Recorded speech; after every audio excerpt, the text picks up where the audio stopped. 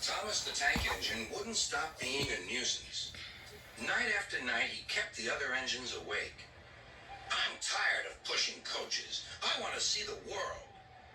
The other engines didn't take much notice, for Thomas was a little engine with a long tongue.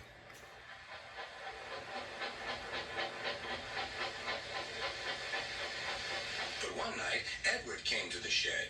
He was a kind little engine and felt sorry for Thomas. I've got some freight cars to take home tomorrow. If you take them instead of me, I'll push coaches in the yard. Thank you, said Thomas. That will be nice. Next morning, Edward and Thomas asked their drivers, and when they said yes, Thomas ran off happily to find freight cars.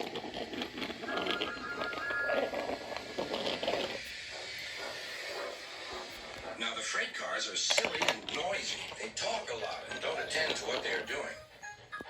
And I'm sorry to say they play tricks on an engine who is not used to them.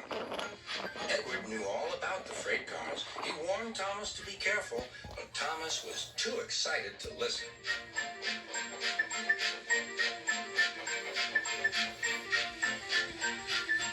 The shutter fastened the coupling, and when the signal dropped, Thomas was ready. The conductor blew his whistle. Beep, beep, answered Thomas, and started off. But the freight cars weren't ready. Oh, oh, they screamed. Wait, Thomas, wait. But Thomas wouldn't wait. Come on, he puffed. All right, don't fuss. All right, don't fuss, grumbled the cars.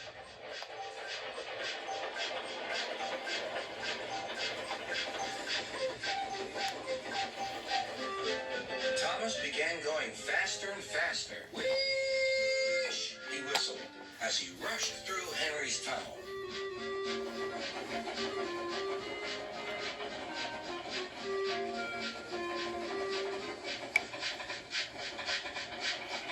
Hurry, hurry, called Thomas. He was feeling very proud of himself. But the cars grew crosser and crosser. At last, Thomas slowed down as he came to Gordon's Hill.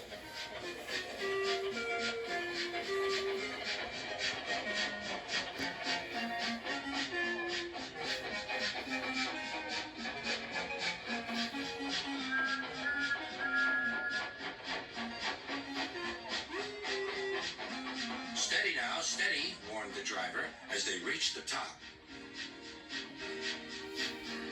He began to put on the brakes. We're stopping, called Thomas. No, answered the cars, bumping into each other. Go on. Before the driver could stop them, they had pushed Thomas down the hill and were rattling and laughing behind him. Poor Thomas tried hard to stop them from making him go too fast. Stop pushing, he hissed. But the cars took no notice. Go on, they giggled in their silly way. There's the station. Oh dear, what shall I do? Cried Thomas. They rattled straight through and swerved into the goods yard. Thomas shut his eyes. I must stop. When he opened his eyes, he saw he had stopped just in front of the buffers. There, watching him, was Sir Topham Hatt. What are you doing here, Thomas? He asked. I've brought Edward's freight cars, Thomas answered. Why did you come so fast? I didn't mean to. I was pushed, said Thomas.